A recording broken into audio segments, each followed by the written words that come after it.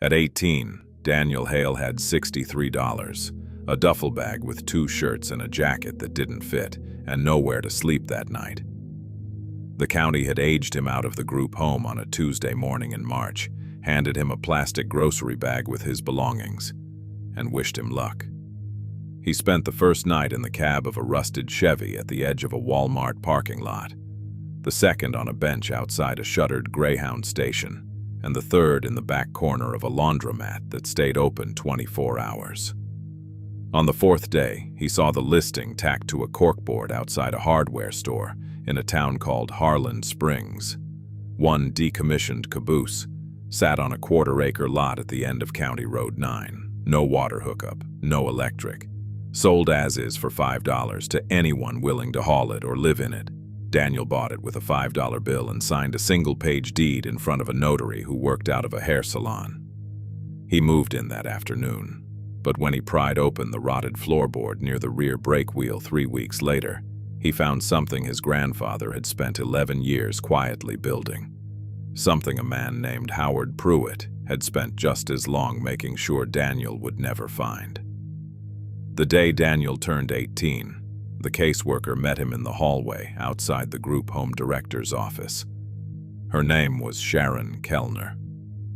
She had a mole on her left cheek and she clicked her pen 4 times before she spoke. She told him his file was closing. She told him the state had fulfilled its obligation.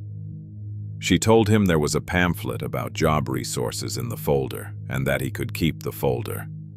She shook his hand. Her palm was dry and cool, like shaking a store mannequin. He left with the duffel bag, the folder, a spiral notebook he'd been writing in since he was 14, and a photograph of his mother in a drugstore frame. The photograph had been taken at a county fair. She was holding a paper cone of cotton candy and squinting into the sun. Daniel had been 2. He didn't remember the fair. He didn't remember her face outside the photograph. He sat on the curb outside the group home for 20 minutes. A supervisor came out and told him he couldn't loiter on state property. He stood up and walked to the end of the block and sat on a different curb. No one told him to move from that one. He had no family. His mother had died of an overdose when he was 4. He had never known his father. His grandfather, a man named Thomas Hale, had raised him until he was 7. And then Thomas had died in a house fire on the outskirts of a town Daniel barely remembered. After that, it had been the system. 3 foster homes in 2 years, then the group home.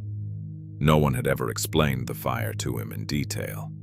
No one had ever told him what his grandfather did for work, or why the house burned, or whether Thomas had suffered. All Daniel knew was that he had loved the old man, and that the old man had called him Buddy, and that after the fire, no one came for him. He spent the first 72 hours after aging out trying to stay invisible. He slept in the Chevy until a security guard knocked on the window at 2 in the morning and told him to move along. He slept on the bench until it started to rain. He slept in the laundromat with his duffel as a pillow and woke every time the dryer stopped spinning. On the morning of the 4th day, he walked into Harlan Springs because it was the only town in walking distance and because he had heard there was a diner that sometimes hired day labor for dish work. The diner didn't need anyone, but the hardware store had the corkboard, and the corkboard had the listing. The man who sold him the caboose was named Jerome Watts. He was 71 and walked with a cane that had a rubber foot worn down to bare metal on one side. He owned the quarter-acre and the caboose and a hunting cabin 2 miles west that he visited once a year. He told Daniel the caboose had been sitting there since 1984, that the railroad had sold it for scrap, that he'd bought it on a whim and never done a thing with it. "I'll sell it to you for $5, Jerome said, "but you got to live in it or haul it. I don't want it just sitting." Daniel paid him. Jerome wrote out a deed on a sheet of notebook paper, and they drove to the salon where the notary worked. Her name was Brenda. She notarized it between haircuts and charged Daniel $2. He had $56 left. Jerome drove him back to the property in a truck that smelled like motor oil and wet dog. He handed Daniel the key to the caboose door, shook his hand, and left. Daniel stood in the gravel drive and looked at what he'd bought. The caboose was 40 feet long, painted red once, but now streaked with rust and primer patches. The windows were intact, but filthy.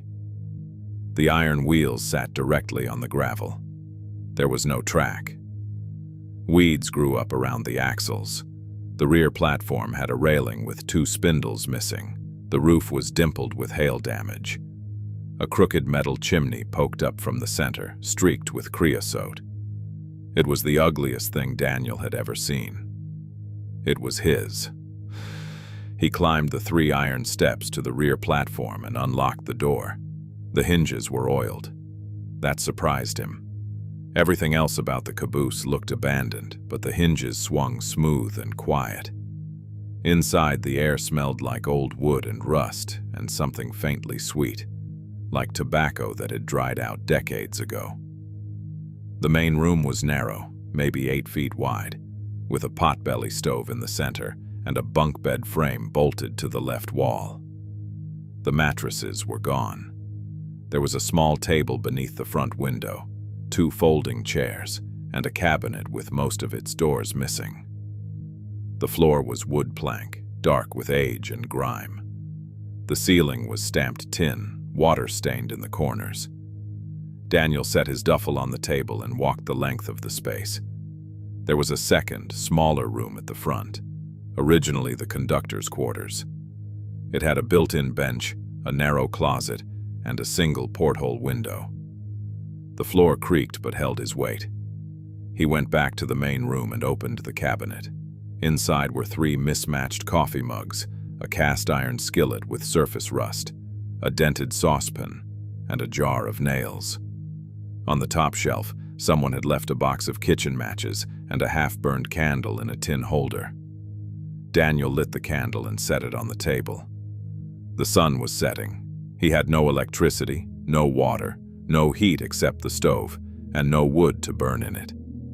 He ate a peanut butter sandwich he'd made that morning at the laundromat sink, using packets he'd taken from a gas station. He drank water from a plastic bottle he'd refilled at a park fountain. He sat in one of the folding chairs and looked around the caboose in the candlelight. It wasn't much, but it was more than he'd had that morning. He spent the next 2 weeks making it livable. He found work the second day, loading gravel at a landscape supply yard for $9 an hour, paid cash at the end of each day. The owner didn't ask for ID. Daniel showed up at 6 in the morning, worked until 3, and walked back to the caboose with his pay in his front pocket. He bought a 5-gallon jug and filled it at a gas station every other day. He bought a bundle of firewood from a man selling it off the back of a truck on Route 11. He bought a used sleeping bag from a church thrift store for $4, a pillow for $2, and the aluminum pot for $3. He ate peanut butter sandwiches, canned soup heated on the potbelly stove, and apples that were starting to soften at the grocery outlet. He cleaned the caboose 1 section at a time. He scrubbed the windows with wadded newspaper and water until he could see through them. He swept the floors. He wiped down the cabinet and the table and the bunk frame. He knocked down cobwebs in the ceiling corners with a broom handle. On the 3rd Sunday, he went into town and used the library computer to look up his grandfather's name. There was nothing. No obituary, no records he could access. No mention of Thomas Hale anywhere except a single property listing from 2006 for a house on Bloom Road in a town called Fairmont, 40 miles south. Daniel wrote the address in his notebook. That same afternoon, he went back to the caboose and noticed something. The floor near the rear brake wheel didn't sit flush. He'd walked over that spot 100 times in 2 weeks, but he'd always been carrying something or thinking about something else. This time, he stopped. He crouched down. The floorboard was the same dark wood as the rest, but it sat a 1/4 inch higher on one end. He ran his thumb along the seam. There was a gap. He tried to pry it up with his fingers. It didn't budge. He went to the cabinet and pulled out the jar of nails. Underneath the nails was a flathead screwdriver with black tape wrapped around the handle. He didn't remember seeing it before. He brought it back to the floorboard and wedged the tip into the seam. The board resisted at first. He leaned his weight into the screwdriver. The wood groaned. Then, with a soft crack, the board popped up an inch. Daniel set the screwdriver down and lifted the board with both hands. It was heavier than it looked, reinforced underneath with a cross brace. He set it aside. Beneath it was a rectangular space about 2 feet long and 1 foot wide, carved into the caboose frame. Inside the space was a metal tin the size of a shoebox, painted olive green. The paint was flaking at the edges. Daniel lifted the tin out. It was light. He set it on the floor beside him and pried open the lid.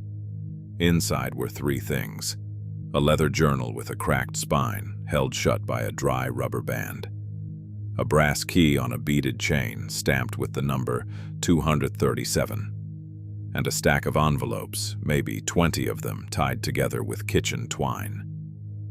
Daniel picked up the stack and untied the twine.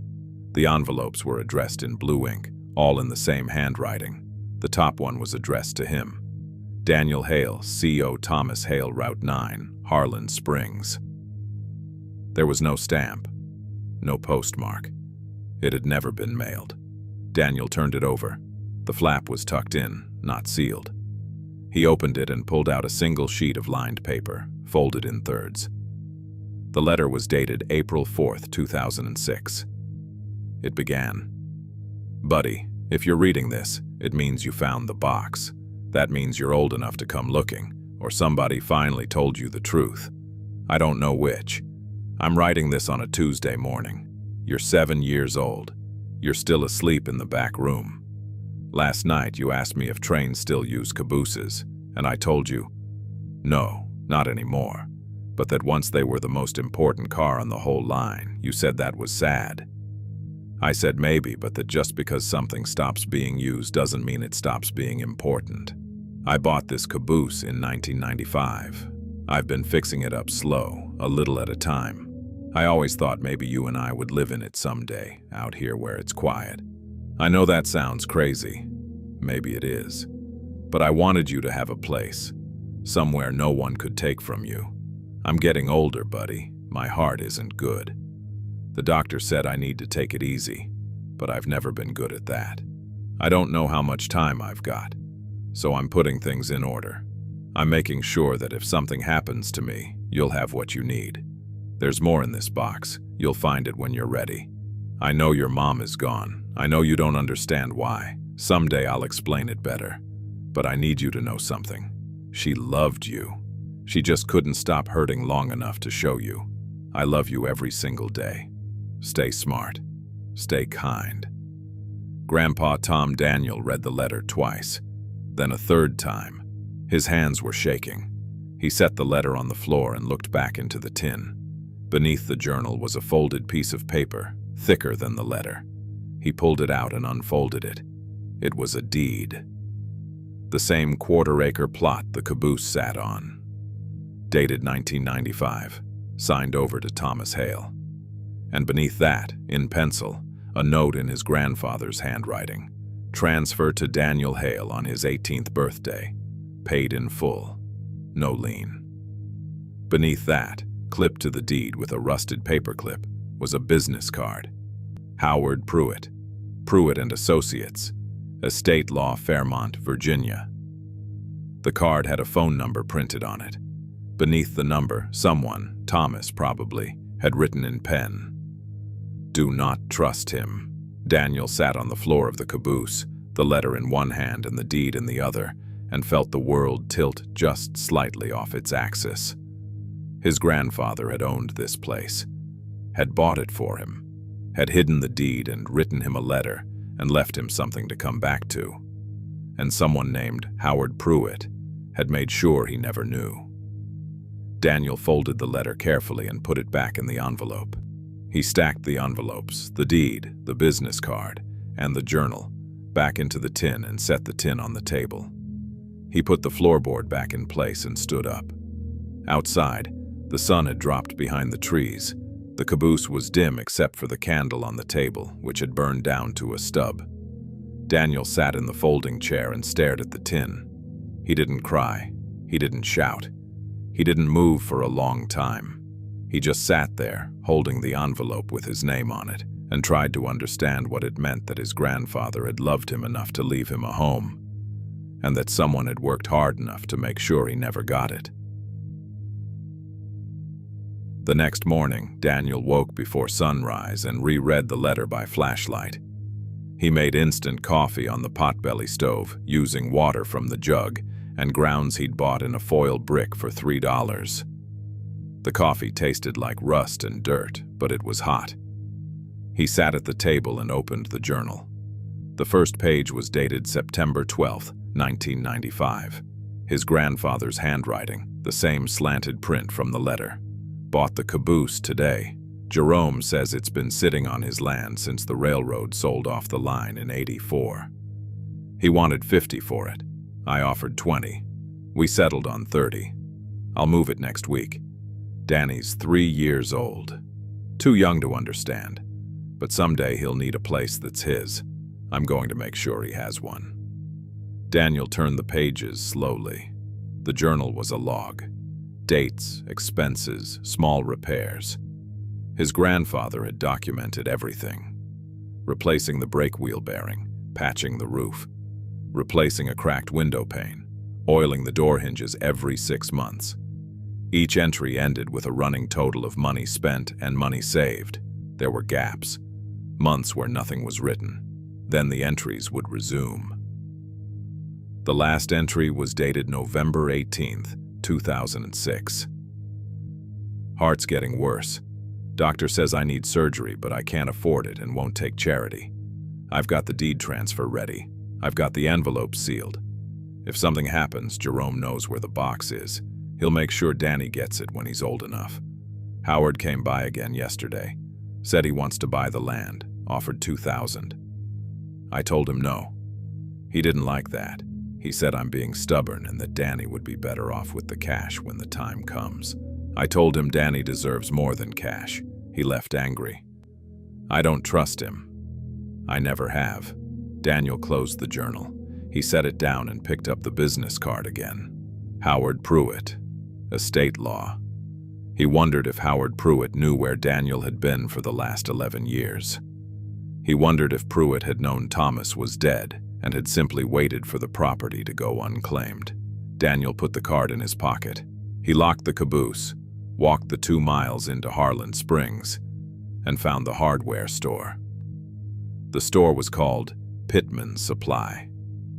It sat on the corner of Main and Route 11, a long brick building with a green awning and a wooden sign that looked older than the street.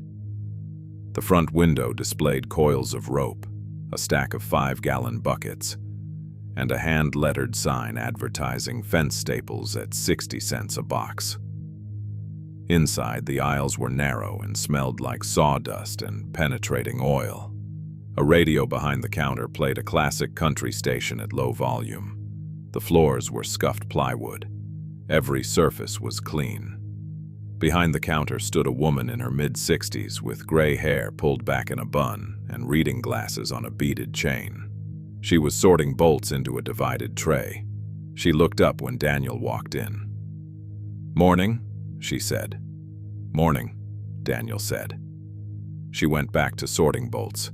Daniel walked the aisles slowly, pretending to browse. He picked up a package of wire nuts, a spool of jute twine, a tube of plumber's putty. He brought them to the counter. The woman rang them up on a register that looked like it had been built in 1974. $13.40, she said. Daniel paid with a 20. She gave him his change and put the items in a paper bag. "You're the one living in the caboose," she said. Daniel stopped. "Yes, ma'am." "Thought so. Jerome mentioned it." She folded her arms on the counter. "You fixing it up?" "Trying to." She nodded. "You'll need more than twine and putty." "I know." She studied him for a moment, then reached under the counter and pulled out a small cardboard box. Inside were 2 bent nails, a wood chisel with a chipped edge, and a claw hammer with most of the grip tape missing. Guy returned these last week, she said. Handle's loose on the hammer, but it'll hold if you wrap it. Chisel's still got an edge. You can have them. Daniel looked at the box. How much? Nothing. They're no good to me. I can pay. I'm sure you can. She pushed the box toward him. But you don't need to. Daniel hesitated, then picked up the box. Thank you. You're welcome. She adjusted her glasses. Bring the hammer back if the handle falls off. I'll show you how to fix it. He nodded. She turned back to her bolts. Daniel stood there a moment longer. You know a man named Thomas Hale? He asked. She looked up. Her expression didn't change, but something shifted in her eyes. I did, she said. He was my grandfather. She set the bolt tray down. I thought you might be kin. You look like him around the eyes. Did you know him well? Well enough. He used to come in once a month or so. Bought materials for that caboose. Always paid cash. She paused. He talked about you. Daniel's throat tightened. What did he say? That you were a good kid. That he was fixing up a place for you. She folded her hands. I'm sorry about what happened. The fire. Do you know how it started? She shook her head. No one does. It was ruled accidental. Electrical, they said. But Tom was careful. It never sat right with me. Daniel looked down at the counter. Do you know a man named Howard Pruitt? Her expression hardened. I do. What kind of man is he? She took off her glasses and let them hang on the chain. The kind who smiles when he shakes your hand and sends his lawyer when you say no. She leaned forward slightly. Why are you asking? I found something my grandfather left me. Pruitt's name was on it. Grandpa wrote that I shouldn't trust him. Then don't. She picked up a pen and wrote something on the back of a receipt. She slid it across the counter. That's the name of a man you can trust. Retired contractor. He worked with your grandfather on a few jobs back in the 90s. If you've got questions about the property or the fire, he might have answers. Daniel looked at the receipt. The name was Earl Sonnen with an address on Laurel Street. Thank you, Daniel said. Don't mention it. She picked up the bolt tray again. And if you need more materials, I've got credit here for folks who are serious. Your grandfather ran a tab for 6 years and never missed a payment. I'd extend the same to you. Daniel felt something catch in his chest. He nodded, picked up the bag and the box, and walked out. He found Earl Sonnen's house just before noon. It was a small bungalow with white siding and a carport sheltering a Ford Ranger that looked older than Daniel. The front yard was neat. Trimmed grass, a row of hostas along the foundation, a bird bath under a dogwood tree. Daniel knocked. The man who answered was in his 70s, broad-shouldered and stooped, with white hair buzzed short and hands that looked like they'd been rebuilt more than once. He wore denim overalls and a white undershirt. He looked at Daniel without saying anything. Mr. Sonnen? Daniel said. That's right. My name's Daniel Hale. I'm Thomas Hale's grandson. Earl's expression softened. He stepped back from the door. Come in. Inside, the house smelled like coffee and sawdust. The living room had a wood stove, a worn couch, and a wall of built-in shelves holding books and framed photographs. Earl gestured to the couch. Daniel sat. Earl lowered himself into a recliner that creaked under his weight. You look like him, Earl said. People keep saying that. It's true. Earl leaned back. I worked with Tom on and off for about 8 years. Good man. Honest. Didn't talk much, but when he did, you listened. What kind of work? Carpentry, framing, finish work, cabinetry. He had a gift for it. Could joint a board so tight you couldn't slip a razor between the seams. Earl folded his hands over his stomach. He died in the fire. You were just a kid. I was 7. You remember him? Some, not enough. Earl nodded slowly. What brings you here? Daniel pulled the business card from his pocket and handed it to Earl. I found this. My grandfather left me a caboose and some land on County Road 9. He hid the deed, wrote me a letter saying not to trust Howard Pruitt. Earl looked at the card and handed it back. Tom was right. Why? Because Pruitt tried to buy that land off Tom 3 times that I know of. Offered lowball prices, then threatened to tie it up in probate if Tom didn't sell. Tom wouldn't budge. He said that land was for you, and that no lawyer was going to take it. Why did Pruitt want it? Development. Pruitt represents a company out of Richmond. They've been buying up parcels along Route 11 for the last 20 years. Gas stations, storage units, dollar stores. That quarter acre sits right at the junction. Perfect spot for commercial. Earl shifted in his chair. When Tom died, Pruitt probably figured the land would go unclaimed. No will, no next of kin on record. After 7 years, the county could auction it for back taxes. Pruitt would have scooped it up for pennies, but I was next of kin. You were also 7 years old and in state custody, and unless someone filed on your behalf, you had no claim. Earl's jaw tightened. Did anyone ever contact you about the property? No. Then Pruitt made sure they didn't. Daniel sat back. His chest felt tight. How? I don't know. But I know Tom filed a transfer deed before he died. He told me as much. He said if anything happened to him, the land would go to you when you turned 18. Jerome Watts was supposed to hold it in trust. Jerome sold me the caboose for $5 last week. Earl's eyebrows went up. He what? Sold it to me. Wrote out a deed on notebook paper. Said he'd owned it since the 80s and didn't want it sitting anymore. Earl stared at him. Then he started to laugh, a low, rough sound.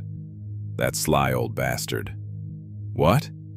Jerome didn't own that caboose. Tom did. Jerome was holding it for you. Earl leaned forward. Pruitt must have been circling, waiting for you to age out so he could make a move. Jerome got wind of it and decided to sell it to you outright before Pruitt could file a claim. $5 makes it a legal sale. Clean title. No contestation. Daniel felt something loosen in his chest. So it's mine. It's yours. Always was. Earl stood up and walked to the bookshelf. He pulled down a photo in a wooden frame and handed it to Daniel. The photo showed 2 men standing in front of a half-built deck, both holding framing hammers. One of them was Earl, younger and broader. The other was a man in his 50s with graying hair and Daniel's eyes. That's your grandfather, Earl said. Took that picture in 1998. We were building a sunroom onto a house in Colton. He worked slow, but he worked right. Never cut a corner in his life. Daniel stared at the photo. He'd only ever seen one picture of his grandfather, a blurred snapshot from a birthday party. This one was clear. Thomas was smiling, just slightly, like he didn't smile often but meant it when he did. Can I borrow this? Daniel asked. Keep it. I can't. You can. Earl sat back down. I've got others. You don't. Daniel held the frame carefully. Thank you. Earl waved it off. You need anything else, you come find me. I'm too old to frame houses, but I can still teach someone how. Daniel nodded. He stood, shook Earl's hand, and walked back out into the afternoon light. That evening, Daniel returned to the caboose and sat at the table with the tin box in front of him. He untied the stack of envelopes and spread them out. There were 23 in total, all addressed to him, none mailed. All in his grandfather's handwriting. He opened them one by one. Some were short, 3 or 4 lines. Others were a full page. All were dated.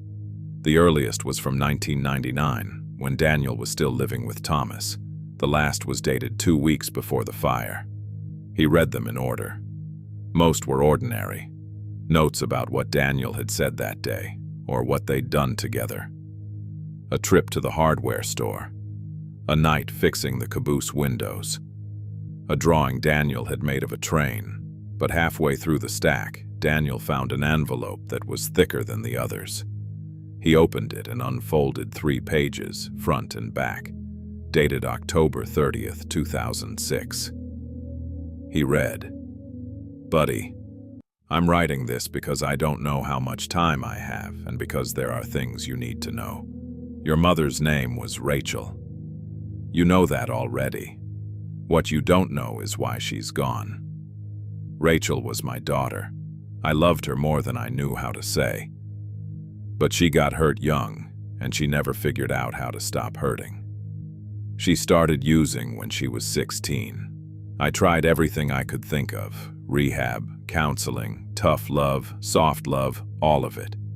Nothing stuck.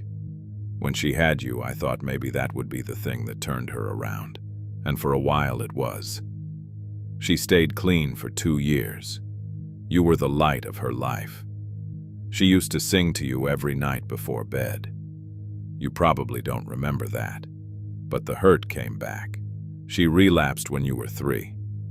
I took you in because I didn't trust her to keep you safe. She hated me for that.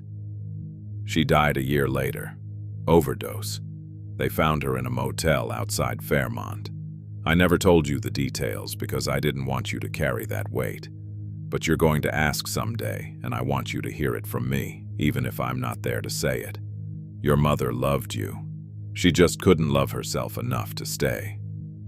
After she died, I made a decision. I was going to make sure you had a foundation, a place, something no one could take. So I bought the Caboose. I started fixing it up. I saved every dollar I could. I set up the deed transfer so that when you turned 18, the land would be yours free and clear. But I made a mistake. I told Howard Pruitt about it. Howard's a lawyer. He worked for the county back then. I thought he was a friend. I thought I could trust him to file the paperwork right. He offered to help me set up the transfer, said it wouldn't cost me anything, said he'd make sure it was clean. I believed him. But a few months later, he came to me with an offer, said a development company wanted to buy the land, offered $2,000. I said no. He came back a month later with $3,000. I said no again. He stopped smiling after that. He told me I was being selfish, that you'd be better off with the money than with a rusted caboose in the middle of nowhere. I told him the caboose wasn't the point. The point was that it was yours, that no one could evict you or kick you out or tell you it wasn't good enough. He didn't like that. I don't know what he did with the paperwork I gave him. I don't know if he filed it or buried it. But I started getting nervous, so I pulled the deed back. I hid it. I hid this whole box. I told Jerome where it was and made him promise that if anything happened to me, he'd make sure you got it when you were old enough. Jerome's a good man. He'll keep his word. I'm writing this on a Tuesday. You're at school. My chest has been hurting all week. The doctor says my heart's failing. I don't have the money for surgery, and I'm too proud to ask for help. I know that's stubborn. Your mother used to tell me the same thing. If you're reading this, it means I'm gone. It means you found the box. It means you're 18 and you've come looking. I'm sorry I'm not there. I'm sorry I couldn't keep you. But I want you to know something. Every single day you were with me was the best day of my life. Every drawing you made, every question you asked, every time you called me Grandpa. I held on to that. I still do. You're going to be fine, buddy. You're smart and you're strong and you've got more heart than anyone I've ever known. Don't let the world tell you you're not enough. Don't let people like Howard Pruitt make you feel small. This land is yours. The caboose is yours. I bought it with money I saved from every job I ever worked. I fixed it with my own hands. I did it because I wanted you to have a place where you could start over, no matter what. You deserve that. I loved you every single day. I love you still. Stay smart.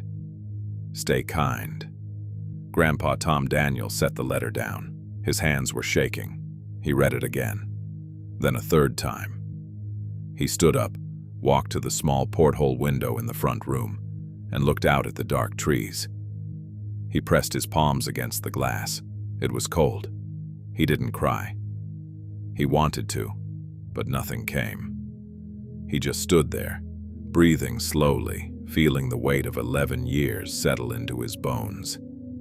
His grandfather had loved him, had fought for him, had built him a home, and someone had tried to take it away. Daniel walked back to the table, folded the letter carefully, and slipped it back into the envelope. He stacked all the letters together, tied them with the twine, and set them in the tin. He closed the lid. He made a cup of instant coffee and sat in the folding chair and watched the candle burn down to nothing. Outside, the wind moved through the trees. The caboose creaked slightly, settling on its frame. Daniel sat in the stillness and let the quiet fill him. He didn't sleep that night. He just sat, holding the photograph Earl had given him, and tried to memorize his grandfather's face. If you've made it this far into Daniel's story, hit subscribe. Because what happens next is the part I've been waiting to tell you. The next afternoon, Daniel was splitting firewood behind the caboose when a black Lexus rolled up the gravel drive.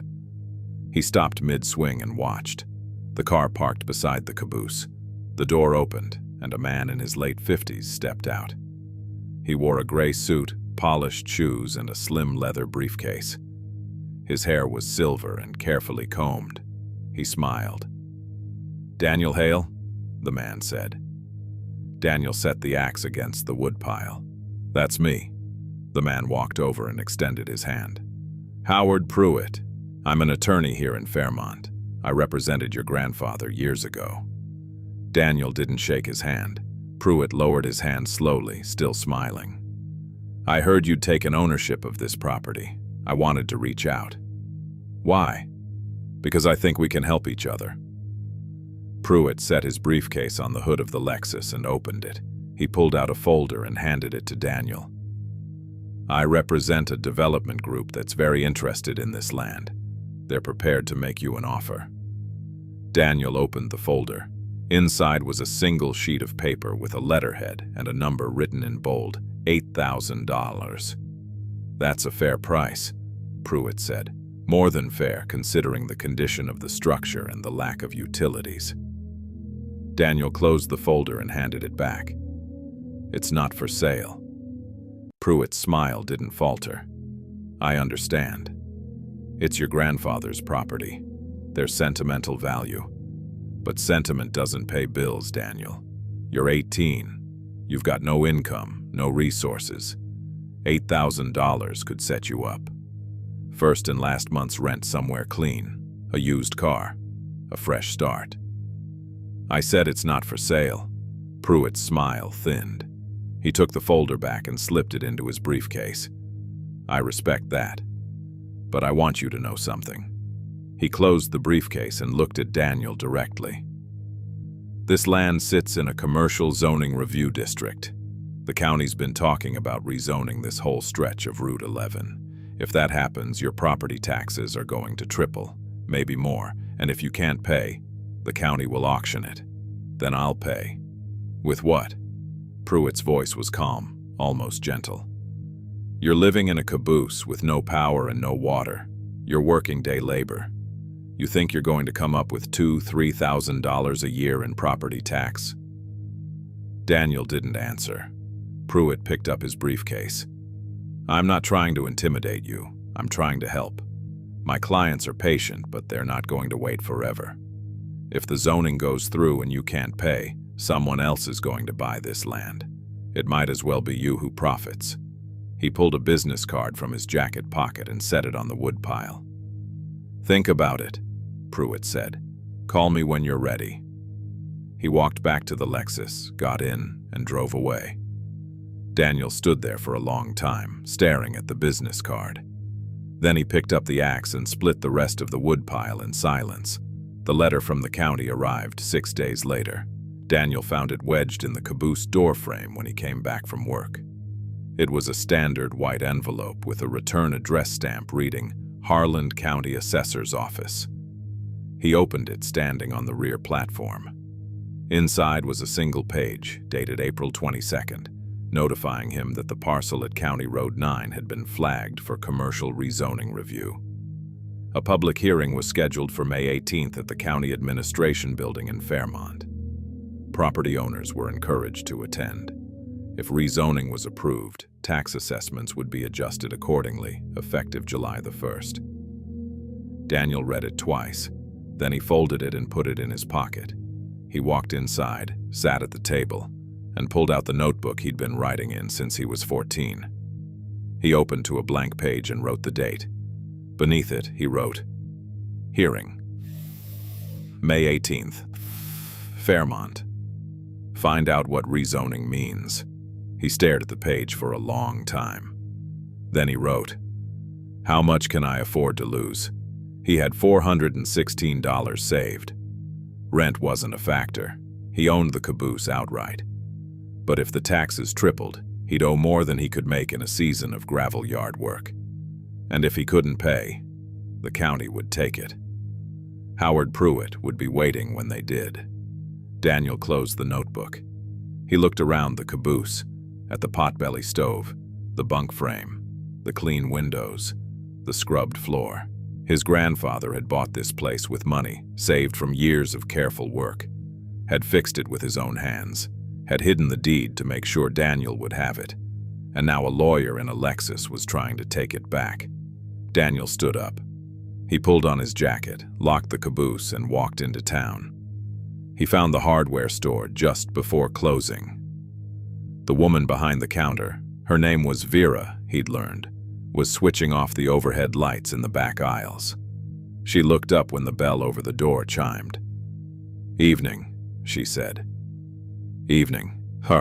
Daniel walked to the counter. "I need advice." Vera set down the light switch and came back to the register. "About what?" "The county's trying to rezone my land. I got a hearing notice. I don't know what to do." Vera's expression hardened. "When's the hearing?" "May 18th. That's 3 weeks." She pulled a notepad from beneath the counter and wrote something down. "You need a lawyer." "I can't afford one." "Then you need people who'll show up and speak for you." She tore the page off the notepad and slid it across the counter. "That's the name of a woman who runs the Historical Society. Your grandfather's Caboose is part of the old Chesapeake line. If she can get it declared a heritage structure, the county will have a harder time rezoning the land around it." Daniel looked at the name. Margaret Colvin, Harlan Springs Historical Society. "Will she help me?" he asked. "She will if I ask her to." Vera folded her arms. "But you're going to need more than her. You're going to need witnesses. People who knew your grandfather. People who can tell the county why that land matters. I don't know anyone. You know Earl.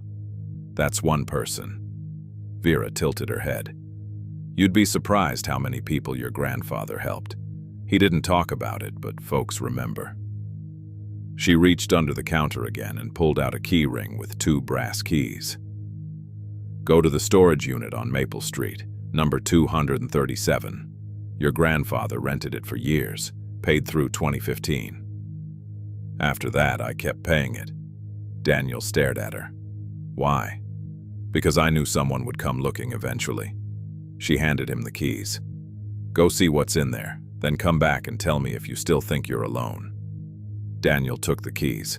One of them had the number 237 stamped into the bow, the same number as the brass key in the tin box. He walked out of the hardware store and headed east on Maple Street. The storage facility was a quarter-mile past the edge of town. A gravel lot surrounded by a chain-link fence, rows of rusted roll-up doors, sodium lights buzzing overhead. The gate was unlocked. Daniel found Unit 237 in the back row. He pulled the brass key from his pocket, slid it into the padlock, and turned. The lock popped open. He lifted the roll-up door. Inside was a 10 by 10 space lit by the amber glow from the lot. The air smelled like old wood and motor oil. The unit was stacked floor to ceiling with furniture. Not junk. Furniture. A dining table with 6 matching chairs, the joints tight and clean. A bookshelf with fluted edges and dovetail corners. A rocking chair with carved armrests. A child's desk with a pull-out drawer.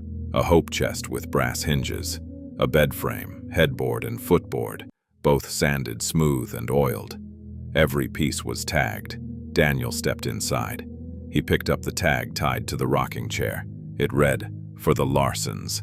Baby gift. June 2003. He moved to the dining table. The tag read, "For the Bricker family. House fire. August 2001. The bookshelf. For Clara Dennison, new apartment. February 2004. The hope chest. For Sarah Whitmore, wedding. October 2005. Daniel walked slowly through the unit, reading every tag. There were more than 30 pieces, all handmade, all labeled with a name and a reason.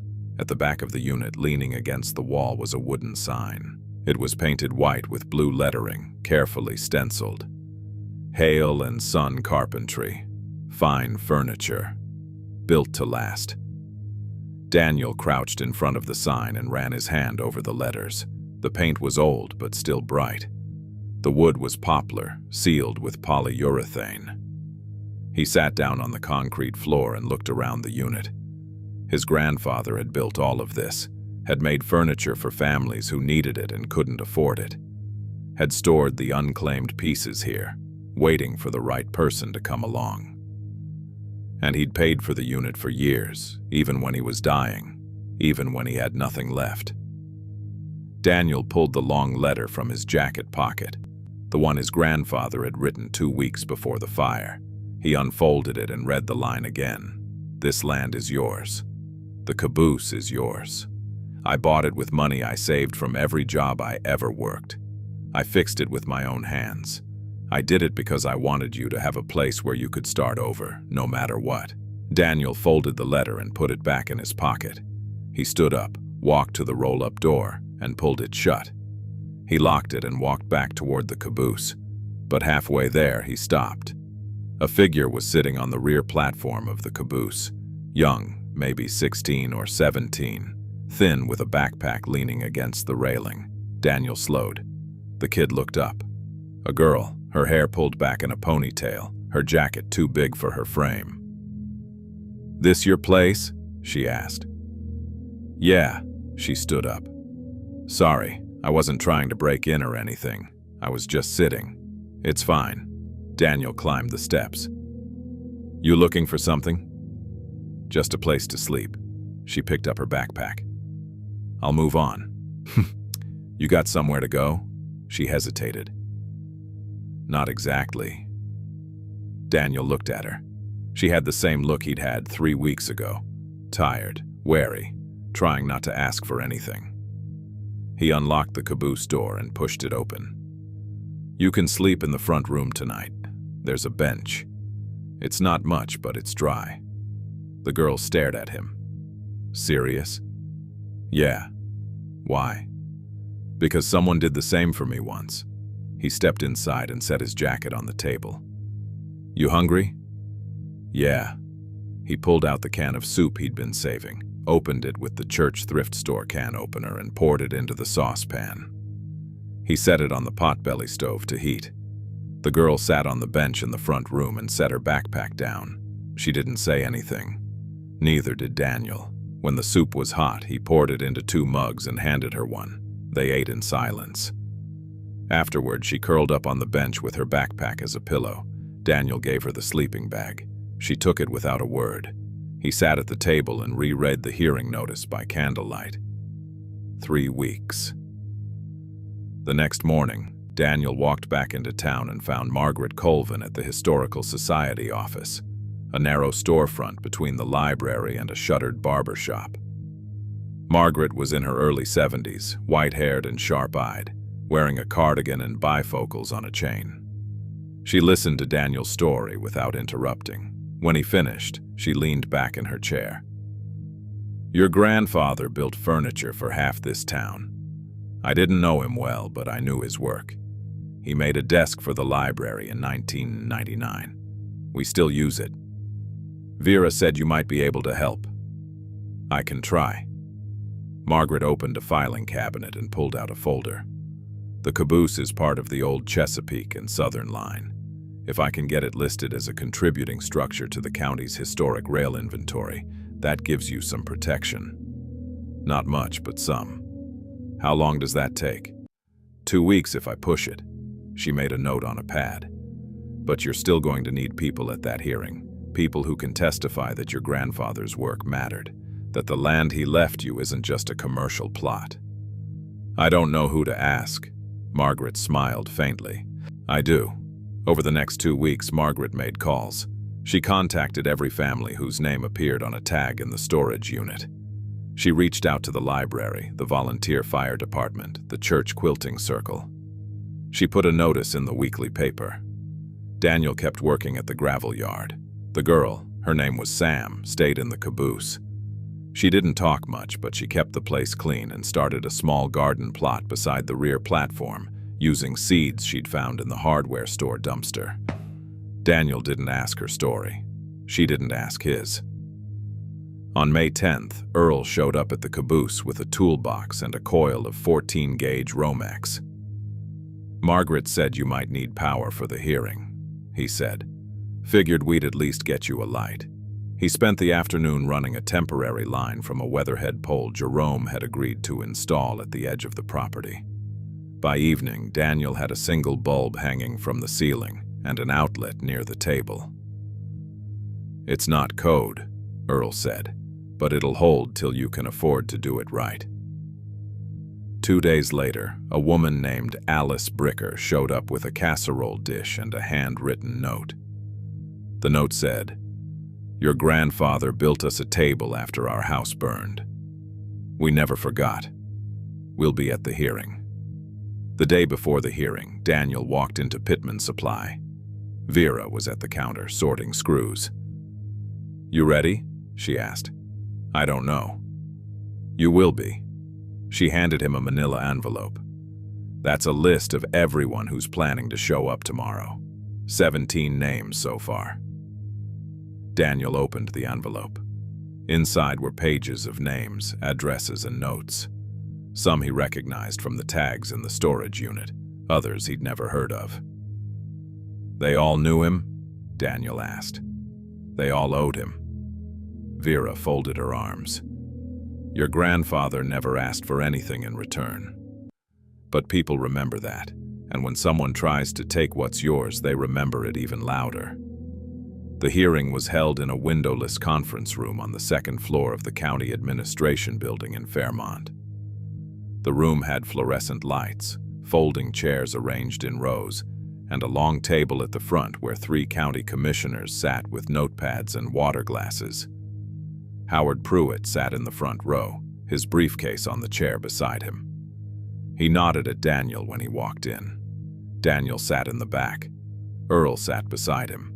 Vera sat on his other side. One by one, the rows filled. Alice Bricker and her husband. A man named George Larson, who brought his grown daughter. Clara Dennison, leaning on a cane. A firefighter named Ramon Torres. A librarian named Joanne. Margaret Colvin. Sam, sitting quietly near the door. By the time the hearing started, every seat was full.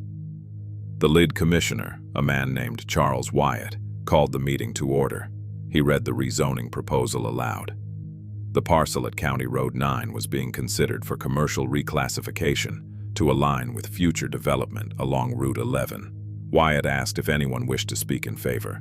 Howard Pruitt stood. He spoke for 4 minutes. He cited tax revenue projections, infrastructure improvements, job creation. He said the caboose was a derelict structure and that the land would be better served by modern commercial use.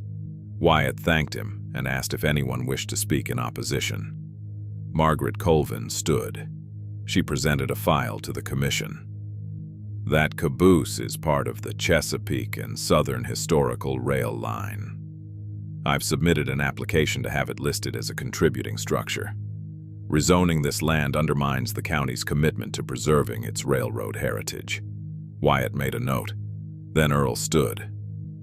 "Thomas Hale bought that land in 1995. He fixed that caboose with his own hands. He did it so his grandson would have a home. That's not a derelict structure, that's a man's legacy." Alice Bricker stood. "Tom built my family a table after we lost everything in a fire. He didn't charge us. He didn't ask for thanks. He just showed up and did the work."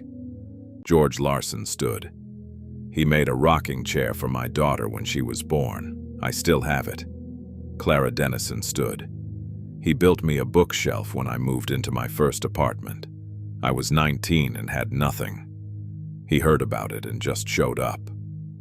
One by one they stood.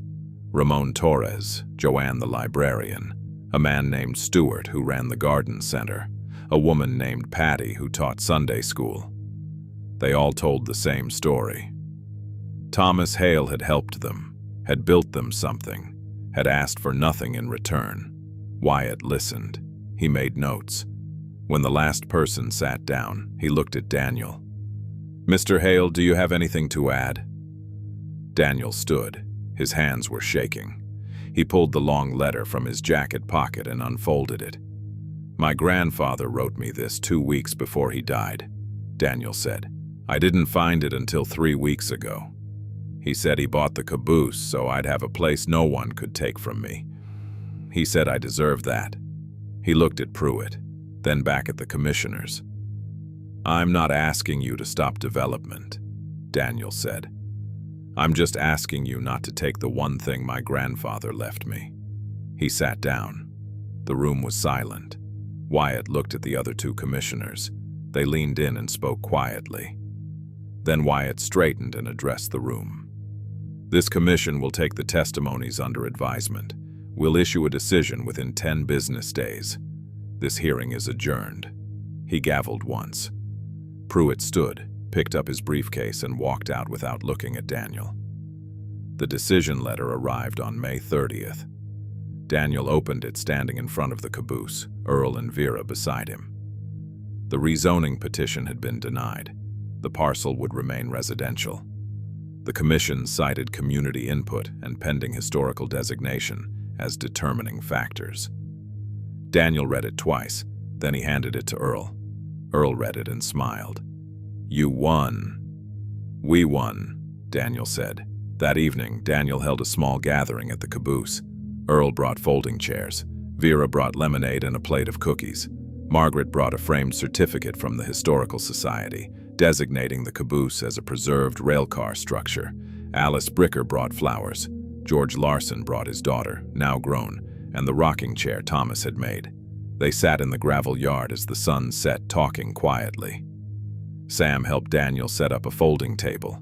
She'd been staying in the Caboose for 2 weeks now, working part-time at the garden center and saving money.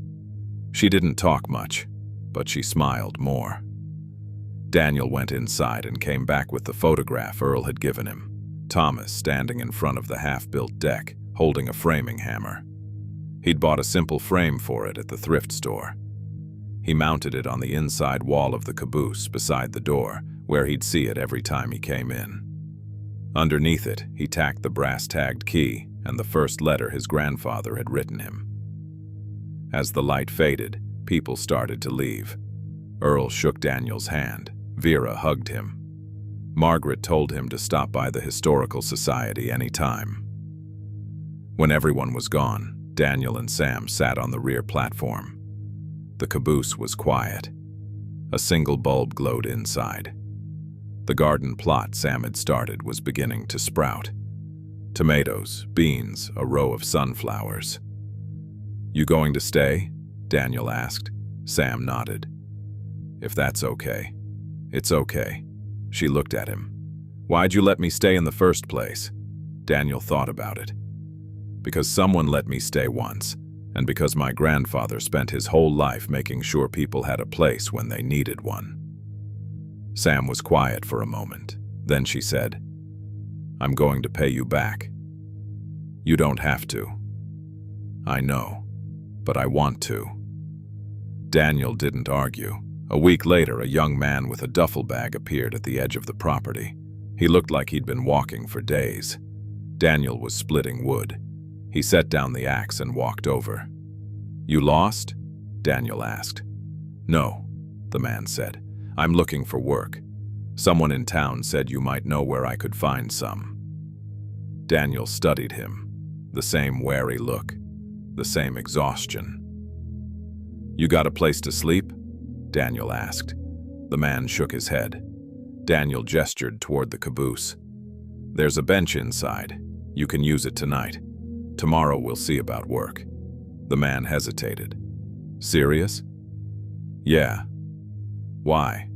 Daniel smiled faintly. "Because someone did the same for me once." He led the man inside, poured him a cup of coffee, and made him a peanut butter sandwich. Sam brought out a blanket. The man sat at the table and ate in silence. That night, Daniel sat alone on the rear platform. The stars were out. The air was cool. Somewhere down County Road 9, a dog barked. The porch light Jerome had helped him install cast a small circle of yellow on the gravel. Daniel held the photograph of his grandfather in his hands. He looked at Thomas's face, steady, kind, a little tired.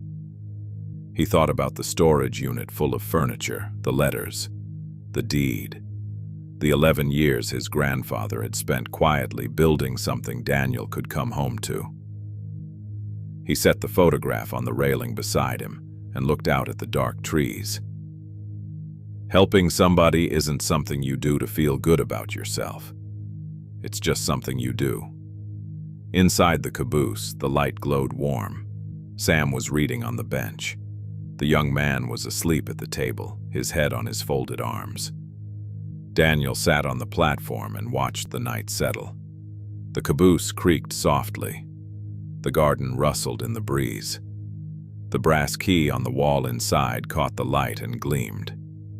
He stayed there until the stars blurred, until his breathing slowed, until the world felt wide and quiet and full. Then he stood, turned off the light, and went to bed. The business card stayed on the chopping block all night. Daniel left it there under the split face of a piece of oak, where Howard Pruitt's name showed white against the dark wood. The wind lifted one corner of the card and set it down again. By morning, the ink had blurred where dew collected on the surface.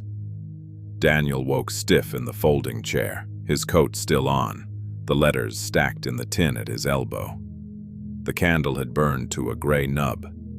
The caboose smelled like ash, cold coffee, and damp wool. He stood, fed 2 short lengths of maple into the potbelly stove, and struck a match. The flame caught slow. It licked at curled bark, found the dry center, and began to work. He made coffee in the dented saucepan because the aluminum pot had a pinhole leak near the seam.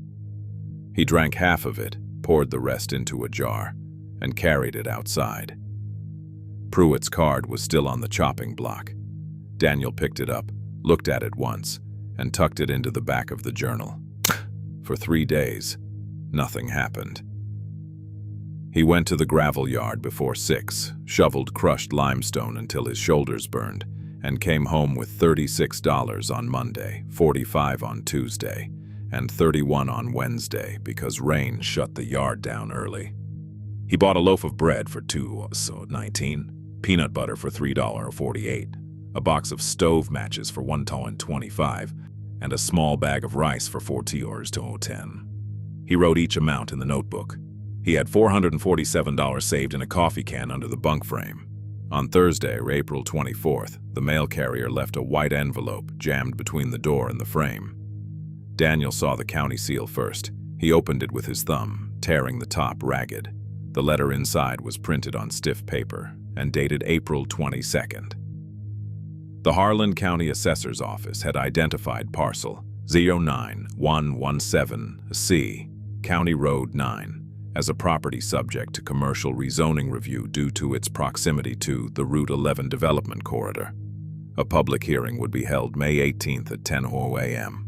in room 204 of the County Administration Building in Fairmont. The notice stated that if commercial reclassification was approved, assessed value would be recalculated based on comparable commercial parcels. Daniel stood on the rear platform and read the paragraph again. Comparable commercial parcels. He did not know much about land law, but he knew what that meant. More taxes, more fees, more numbers he could not reach. He folded the notice, stepped inside, and sat at the table. The caboose was quiet except for the small pop of sap in the stove.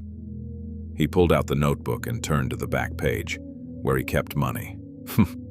$447 saved, $63 due for the storage auction fee Jerome had mentioned and waived. $18 owed to himself for firewood if he wanted to get through another cold week. $9 for work gloves because the right palm had worn through. He did the math with a dull pencil. He wrote slowly because the pencil tip kept catching on the cheap paper. If taxes tripled, he would not make it. If they quadrupled, he would lose everything before winter. Pruitt had said it softly, but that did not make it less true. At 5:20 that afternoon, Daniel walked to the old Chevy parked behind the gravel yard. It belonged to the yard owner, Mr. Klein, who let him sit in it during rain breaks. The truck had no plates and no battery, but the bench seat was dry. Daniel climbed in and closed the door. The cab smelled like dust, diesel, and cracked vinyl. He took the coffee can out of his coat and counted the money on the seat. 20s, 10s, 5s, 1s. $447. He stacked it by denomination, then stacked it again. There was a bus station in Fairmont. A ticket west might cost $94, maybe less if he did not care where he ended up. He could leave before the hearing. He could put the letters back in the tin, lock the caboose, and walk away before anyone took it from him. There was a clean kind of pain in leaving first. Nobody could evict a man who was already gone. He sat with that thought until the rain stopped tapping on the windshield. At 6:10, someone knocked on the truck door. Daniel looked up. Earl Sonnen stood outside in a brown canvas coat, rain shining on the brim of his cap. He had a roll of contractor drawings tucked under one arm and a yellow carpenter's pencil behind his ear. Daniel rolled down the window by turning the stiff handle 3 times. "You hiding or thinking?" Earl asked. Daniel looked at the money on the seat. "Maybe both." Earl opened the passenger door and eased himself in with a grunt. The old springs dipped under his weight. "Vera told me about the county letter," Earl said. Daniel gathered the bills and put them back in the coffee can. "I can't fight a county. I can't fight Pruitt." "No," Earl said.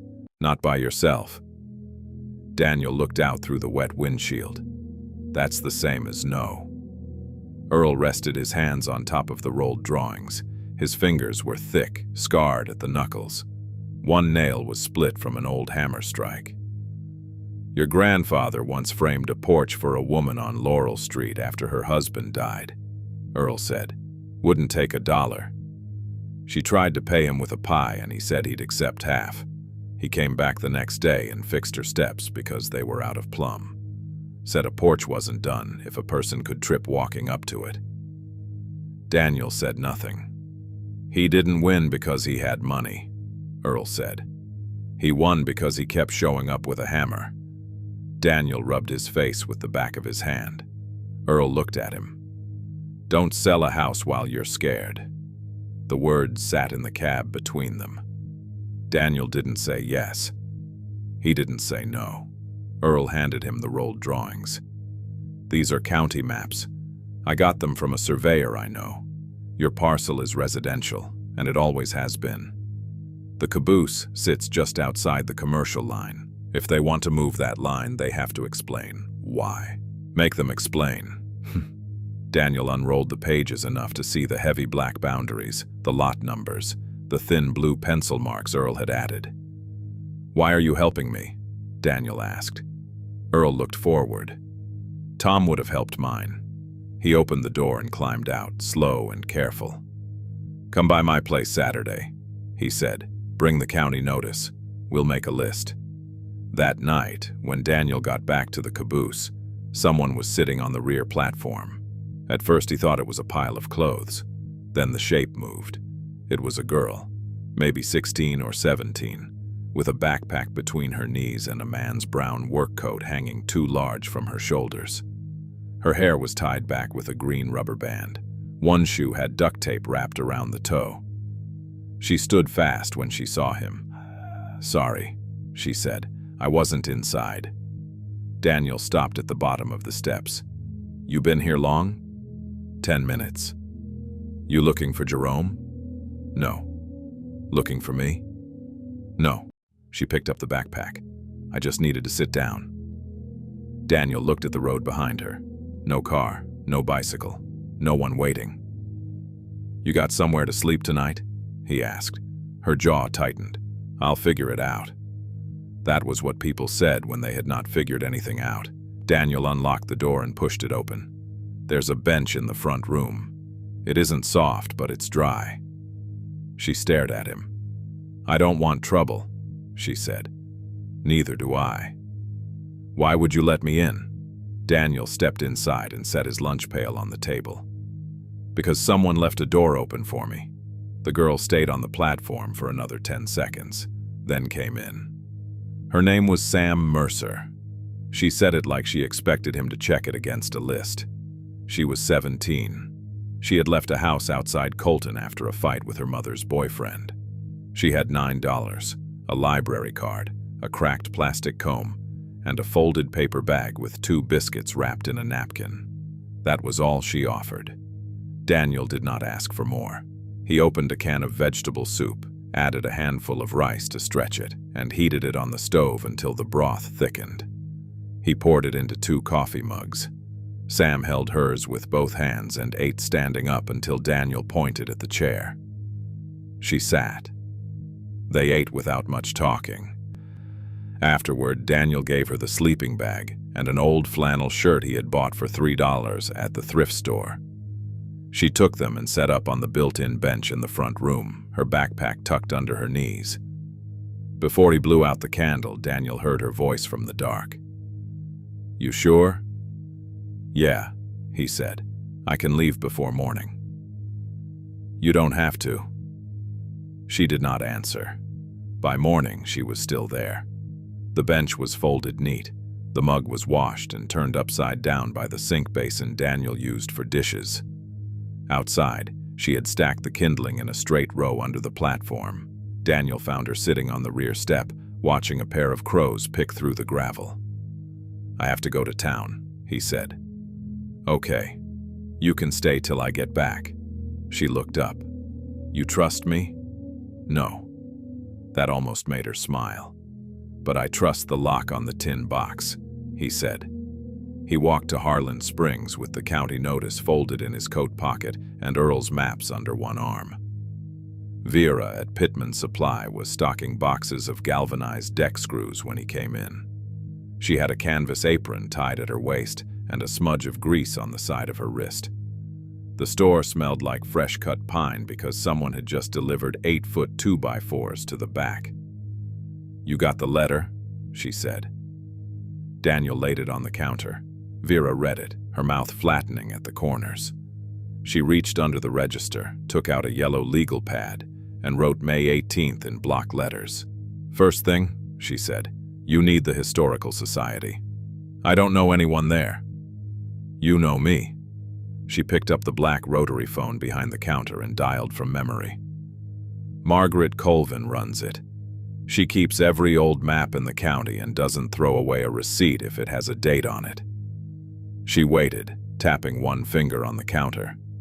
"Margaret, it's Vera Pittman. I need 10 minutes." She listened. "No, it can't wait." Another pause. "Thomas Hale's grandson is here." Vera looked at Daniel while she listened to whatever Margaret said. "That's right," Vera said. "The Caboose." She nodded once. "We'll be there in 20. She hung up. "Come on," she said. The Historical Society was 2 storefronts down from the library in a narrow room with tin ceiling tiles and a front window full of sepia photographs. Margaret Colvin was 72, small and straight-backed, with white hair pinned tight and glasses that made her eyes look larger than they were. She wore a navy cardigan over a pressed blouse and had a tape measure clipped to her belt like a carpenter. She did not greet Daniel right away. She looked him over from his worn boots to the rolled maps in his hand. "Thomas had your eyes," she said. Daniel was getting used to people saying it, but it still landed like a hand on his shoulder. Margaret led them to a table in the back. The tabletop was covered in old plat books, rail schedules, photographs, and a brass lamp with a green shade. Daniel unfolded the county notice. Earl's maps came next. Margaret put on white cotton gloves before touching them. She leaned over, studying the boundaries. "That caboose came off the Chesapeake and Southern Branch line," she said. "Number C-1827, if my memory is worth anything. It was used between Mill Hollow and Fairmont until 1982. Sold as surplus in 1984. "You can prove that?" Vera asked. Margaret gave her a look. "I can prove what the conductor ate for lunch on June 3, 1971, if someone wrote it down." She stood, walked to a metal filing cabinet, and opened the third drawer. Folders rasped under her fingers. She pulled one and brought it back. Inside were photographs of the caboose before the rust took hold. Bright red paint, black roof, white lettering along the side. One picture showed a brakeman leaning out the rear door with a lantern in his hand. Margaret placed a finger on the photo. Same rear railing, same wheel assembly, same dent above the left window. "That's your caboose." Daniel stared at the picture. The railcar looked proud, useful, alive. "What does that mean for the hearing?" he asked. "It means the county cannot honestly call it scrap without ignoring its own records," Margaret said. "I can prepare a heritage inventory application. It won't be final by May 18th, but the filing itself gives weight. Commissioners hate ignoring paperwork that might embarrass them later." Vera nodded. "What else?" Margaret pulled another sheet from the folder. "We show continued care. We show ownership history. We show community value." "Community value?" Daniel asked. Margaret looked over her glasses. "Your grandfather built furniture for people who needed furniture, didn't he?" Daniel thought of the tags in the storage unit. "I found some pieces." "Where?" "Maple Street Storage, Unit 237. Vera's face changed. She reached into her apron pocket and took out a small key ring. "I wondered when you'd find it." Daniel looked at her. "I paid the unit after 2015, she said. "Not all of it.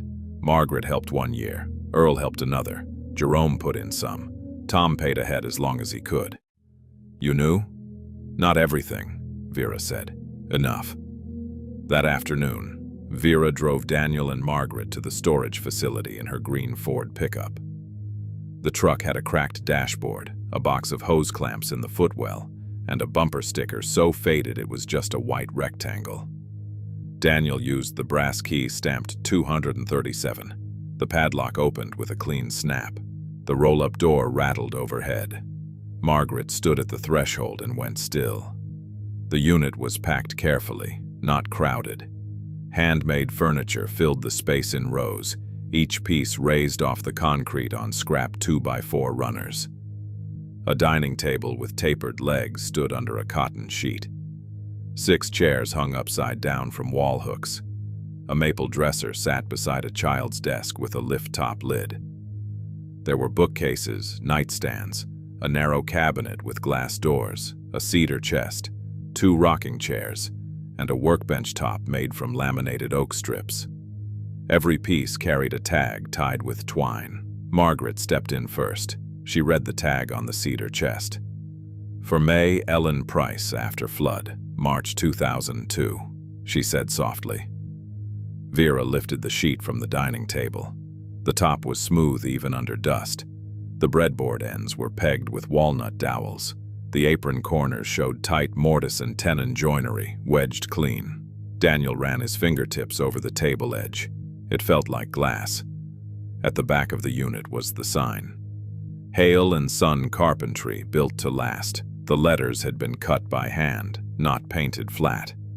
Someone had routed each one with a steady wrist, painted the recesses blue, and sealed the whole sign under amber shellac. Daniel touched the word son. He had been 7 when Thomas died.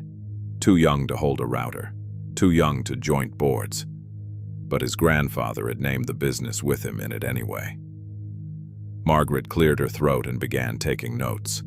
For 2 hours they inventoried the unit. Vera read tags. Margaret wrote names and dates. Daniel measured pieces with a metal tape. Bookcase, 72 inches high, 31 inches wide, poplar and pine. Tag for Clara Dennison, February 2004. Rocking chair, oak, cane seat, tag for Larson baby, June 2003. Dresser, maple, 5 drawers, half-blind dovetails, tag for Hollis twins, December 2001. Dining table, oak, 84 inches by 38 inches, tag for Bricker family after fire, August 2001. Workbench top, unfinished, 96 inches by 30 inches, no tag. At the bottom of a metal cabinet, Daniel found a cigar box. Inside were savings bonds, each in a cream envelope, most worth $50 or $100 at issue. There were 27 of them. Some had matured, some had not. The names varied. A few were made out to Daniel Hale. One envelope contained $201 in cash, folded tight and wrapped with a note. For Danny's first real set of tools. Buy good ones. Cheap steel rounds off when you need it most. Daniel held the money for a moment, then put it back. Near the cigar box was a folder labeled Taxes and Deed. Inside were receipts. Thomas had paid property tax on the quarter-acre every year from 1995 through 2006. After that, Jerome Watts had paid for 5 years, then Vera, then Earl.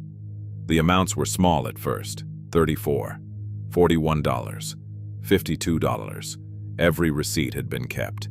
Community value, Margaret said, tapping the folder, and continuity of care. On Saturday morning, Daniel brought the county notice to Earl's house. Earl had cleared his kitchen table. A plumb level, pencils, a stack of envelopes, a yellow pad, and 3 mugs of coffee sat beside a plate of biscuits. Sam came with Daniel. She stood just inside the door until Earl pointed at a chair. "If you're staying at the Caboose, you're part of this," he said. She sat. They made lists. People named on the furniture tags. People who had known Thomas. Repairs needed before the commissioners visited, if they came. Documents needed at the hearing. Photographs of the Caboose, the journal pages, the deed, the tax receipts, the storage unit, the furniture. Earl marked the repair list with hard pencil strokes. Rear steps loose. Replace 2 bolts with 3 Tutavor 8-inch galvanized carriage bolts. Platform railing. Cister cracked upright with oak brace and 2 lag screws. Roof leak above front room. Patch with flashing and roofing cement. Floor near brake wheel. Reset board with brass screws, not nails. Temporary electrical. 1 GFCI outlet, 1 ceiling light, breaker protected. "No shortcuts," Earl said. "If we're telling them it's a structure worth saving, it needs to stand like one." Over the next 2 weeks, people began to arrive. First came Ramon Torres, a retired electrician who still wore his volunteer fire department cap even indoors. He brought a gray metal breaker box, 2 GFCI outlets, 20 feet of Romex, and a canvas tool roll with Klein pliers worn shiny at the handles. He refused the $20 Daniel offered. "Tom rewired my mother's kitchen after the old cloth wire smoked in the wall," Ramon said. "He wouldn't take her money either." He spent a full afternoon installing a proper panel inside the rear utility cabinet. He labeled each breaker in block letters. Lights, outlet, stove future. He showed Daniel how to shut off the main, how to test the GFCI, how to staple Romex without crushing the jacket.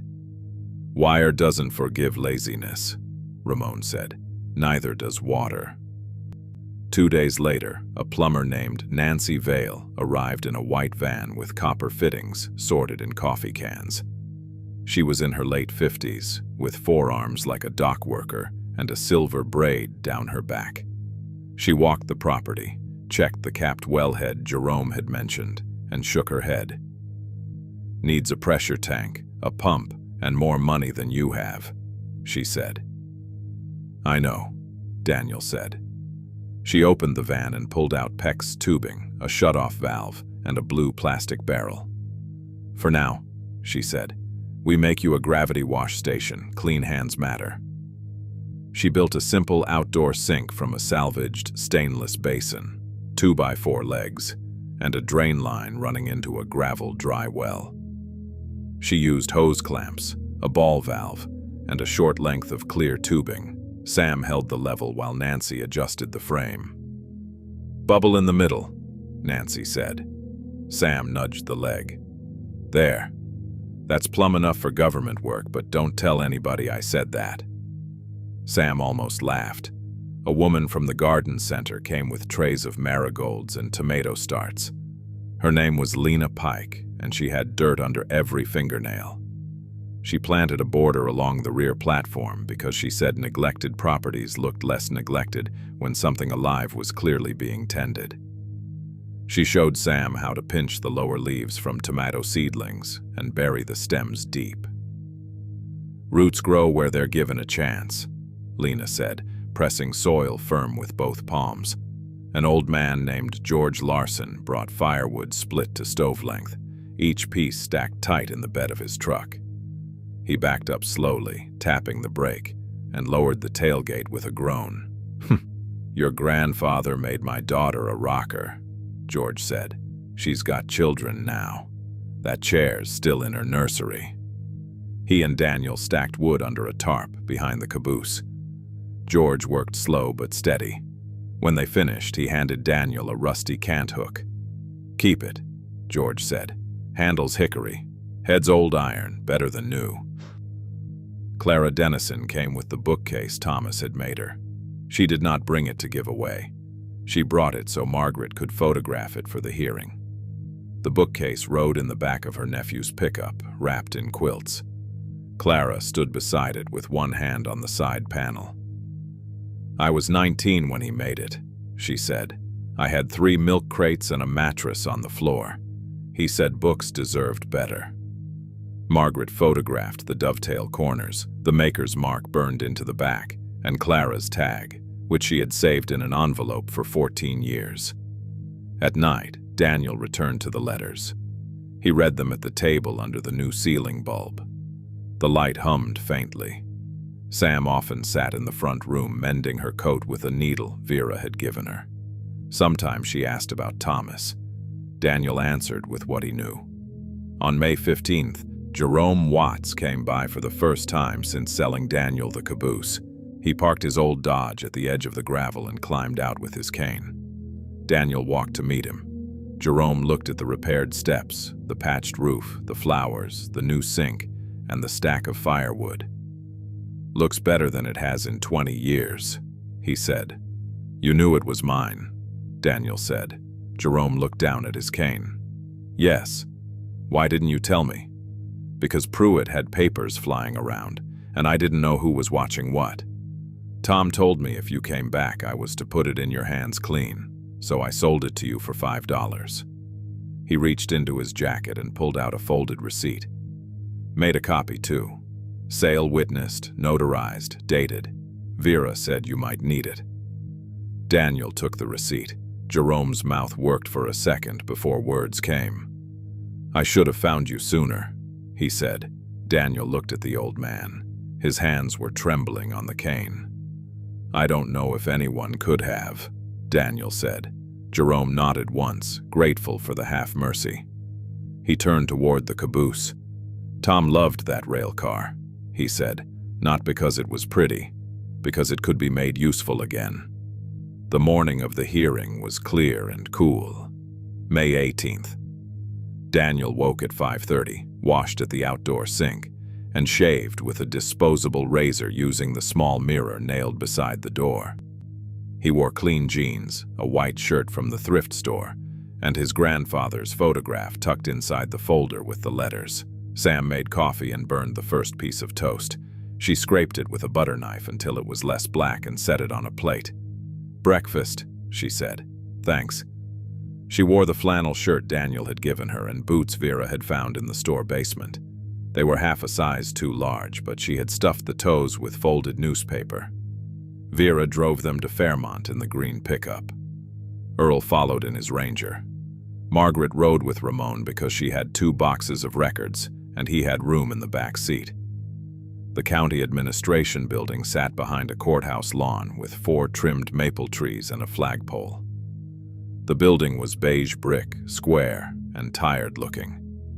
Inside, the hallway smelled like floor wax and old paper. Room 204 had no windows.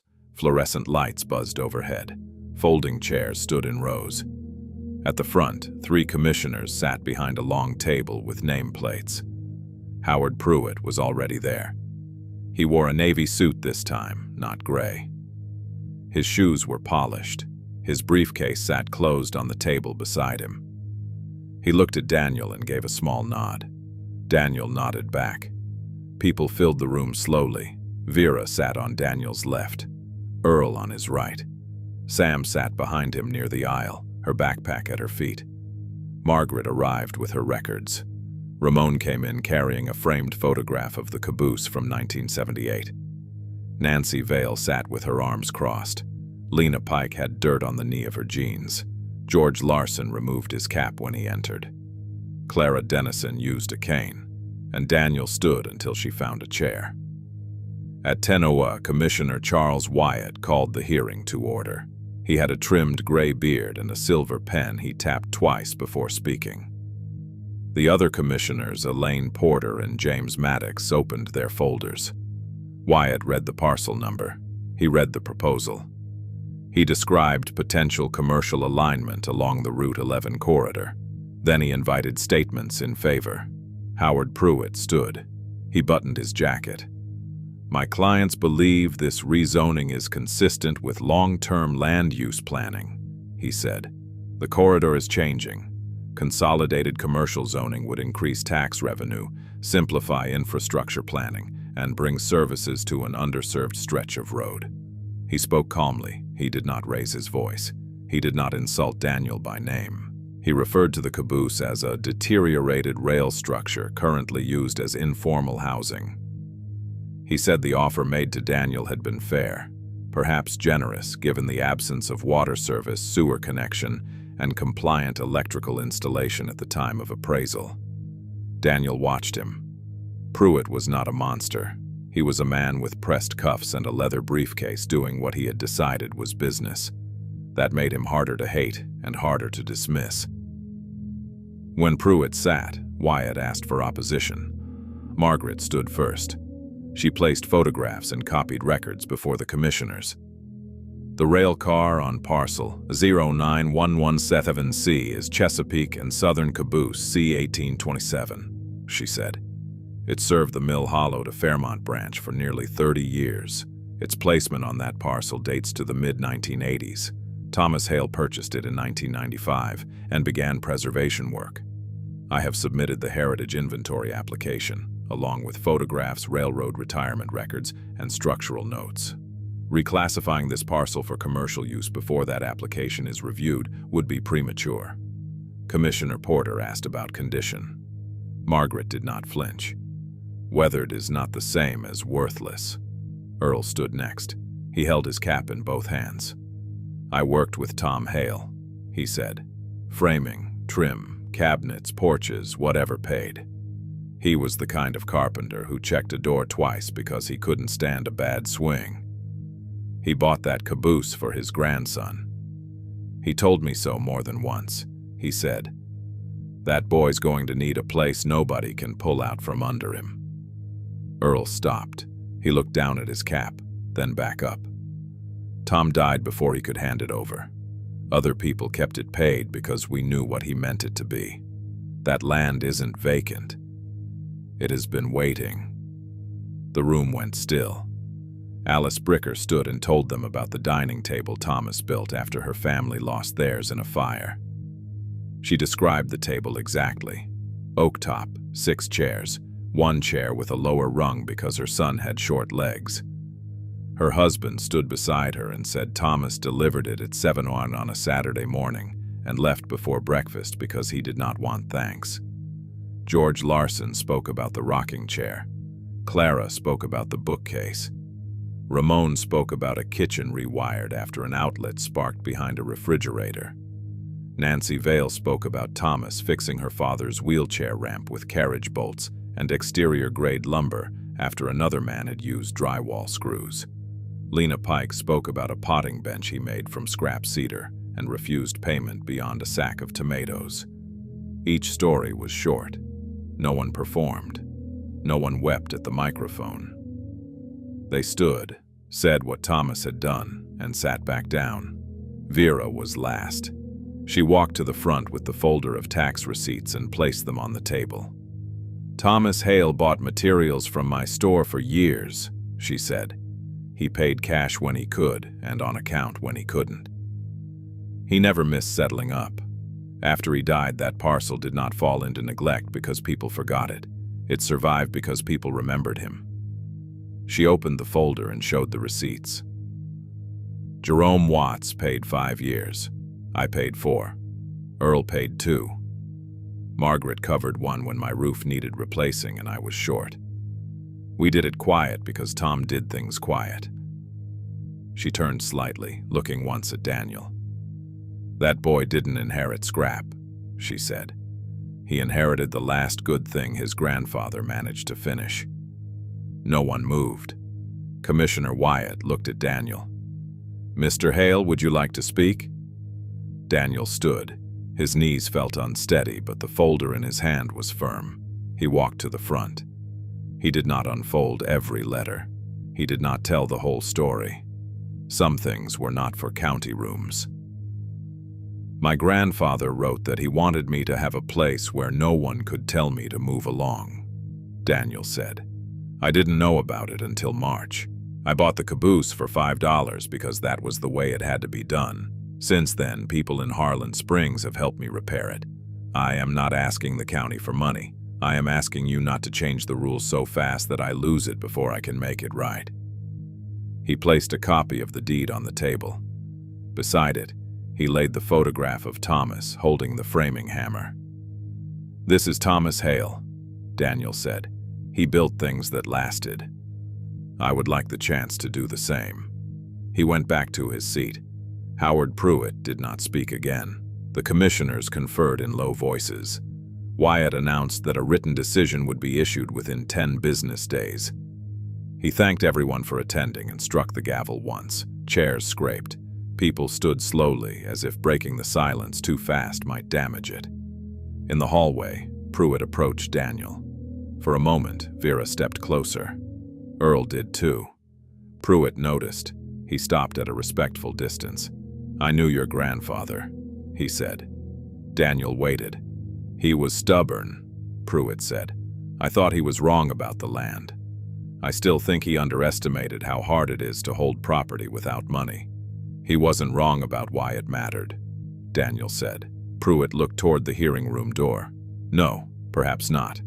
He took a breath, adjusted the handle of his briefcase, and walked away. The decision came on May 30th. Daniel found the envelope in the new mailbox George Larson had mounted on a cedar post at the entrance to the drive. He carried it to the Caboose without opening it. Earl was there, tightening a lag screw on the platform railing. Vera had stopped by with a box of mismatched dishes. Sam was watering the tomato plants with a coffee can. Daniel opened the envelope with Earl's pocket knife. The county denied the rezoning petition. The parcel would remain residential pending completion of the historical inventory review.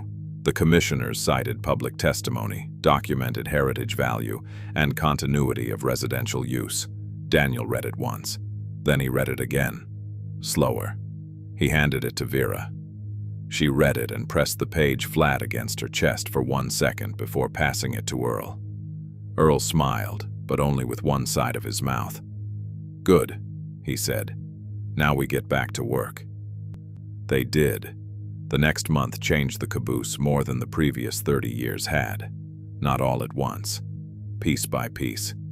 Ramon returned to replace the temporary light with 2 proper fixtures and a second outlet near the table. He installed a small breaker panel square to the wall, checked it with a torpedo level, and made Daniel tighten the cover screws himself. Nancy found a used pressure tank for $75 and a shallow well pump for $140 from a man in Colton who was clearing out a barn. She rebuilt the pump with a new gasket and a $9 pressure switch. By June 18th, water ran from the outdoor sink without gravity feed. It sputtered brown for the first minute, then cleared. Earl taught Daniel to repair the rotten floor near the rear brake wheel. They pulled 3 planks, cut replacements from salvaged oak, and planed the edges until the board sat flush. Earl showed him how to drill pilot holes to keep the wood from splitting, then set brass screws so the heads lined up clean. "Sloppy work tells on you," Earl said. Daniel sanded the table by the front window and rubbed it with boiled linseed oil until the grain rose warm and dark. Sam scrubbed the windows with vinegar and newspaper. Lena planted sunflowers along the fence line. Jerome brought 2 sections of old rail and set them on the gravel beside the caboose wheels so it looked less stranded. On July 5th, Margaret's heritage designation became official. She arrived with a certificate in a black frame and a metal plaque that read, "Chesapeake and Southern Caboose, C. 1827, preserved by Thomas Hale and family." Daniel stared at the word family for a long moment. That evening, he mounted the plaque beside the door, using 4 stainless screws Vera had given him from an opened package. Sam held the flashlight. Earl stood below and told him the left side was low by a 1/16 of an inch. "It is not," Daniel said. "It is." Daniel adjusted it. They opened the caboose to the town on the first Saturday in August. It was not a business yet. Not exactly. Daniel called it Hale Railcar Workshop because Vera said every place needed a name if people were going to find it. On Friday nights, people could bring broken chairs, loose drawer pulls, busted lamp cords, cracked picture frames, dull hand planes, and small things not worth paying a shop to repair. Daniel would fix what he knew, learn what he didn't, and charge only for materials. If someone had no money, there was a jar by the door, labeled "Pay When You Can." Earl said the jar was too sentimental. Vera said to leave it. The reopening morning smelled like coffee, cut pine, and fresh paint. Daniel had brushed the rear platform with red enamel that did not match the original caboose red but came close enough in morning light. The repaired railing stood solid. The steps no longer shifted underfoot. Inside, the table held a coffee urn borrowed from the library, paper cups, cookies from Vera, biscuits from Alice Bricker, and a stack of hand-lettered cards Margaret had made explaining the caboose history. The storage unit furniture was not all there. Most pieces had gone finally to the families named on the tags or to their children. Clara cried quietly when Daniel returned the spare shelf Thomas had made for her bookcase. The Larson rocking chair went back with George's daughter, who ran her hand over the arms like greeting an old animal. The Bricker table stayed with Alice. It had never left her dining room. But the unfinished workbench top came to the caboose. Earl and Daniel mounted it on a base made from 4x4 legs and carriage bolts. It stood along the left wall under the new light, solid enough to rebuild an engine on. Above it, Daniel hung the sign. Hale and Son Carpentry. Built to last. He did not change the words. Near the door, he mounted the framed photograph of Thomas. The brass key stamped 237 hung from a small hook beneath it. The first letter rested in a simple frame beside the photograph, folded open just enough to show the words, "Stay smart. Stay kind." People came through all morning. Ramon brought a toaster with a bad cord and made Daniel replace the plug while he watched. Nancy brought a stool with one loose rung and showed Sam how to clamp it square while the glue set. Lena brought a flat of basil plants and left them by the outdoor sink. George brought more firewood even though it was August. Margaret stood near the history cards and corrected anyone who called the caboose a train car. "It's a caboose," she said. "Words matter." Sam wore a canvas apron Vera had found in the back room of Pittman's Supply. It had 2 pockets, one holding a pencil and the other a 6-inch ruler. She swept sawdust, refilled coffee, and wrote names on repair tags in careful block letters. She had started sleeping in a small room Earl and Daniel built at the far end of the caboose using a framed partition, beadboard panels, and a salvage door with a brass knob. It was barely larger than a pantry. She kept it neat. A folded blanket, a crate for clothes, a jar with 3 sunflower stems on the sill. She also had a job now, 12 hours a week at the garden center for $8.50 an hour, paid every Friday in a paper envelope. At 11:30, a young man appeared at the end of the gravel drive. He was thin, 19 maybe, with a duffel bag hanging from one shoulder and dust on the cuffs of his jeans. He stopped when he saw the people, as if he had walked into something private by mistake. Daniel was tightening a hinge screw on a cabinet door. He set down the screwdriver and stepped outside. "You looking for someone?" he asked. The young man shifted the duffel. "I heard there might be work." "Who told you?" "Man at the gas station." "What kind of work can you do?" "Anything someone shows me." Daniel looked at his shoes, worn through at the outer heel. He looked at the duffel, light, probably half empty. "You eaten today?" The young man hesitated. That was answer enough. Daniel went inside, took 2 biscuits from the table, spread peanut butter between them, and wrapped the sandwich in a napkin. He poured coffee into a paper cup and brought both out. The young man accepted them with both hands. "What's your name?" Daniel asked. "Will." "All right, Will. Eat first. Then Earl over there can show you how to stack lumber without warping it." Will looked past Daniel into the caboose. "You serious?" "Yes." "Why?" Daniel glanced at the photograph beside the door, then back at the young man. "Because somebody did it for me." Will sat on the rear step and ate slowly. No one stared at him. That was a kindness, too. By dusk, the crowd had thinned. Vera washed cups in the outdoor sink.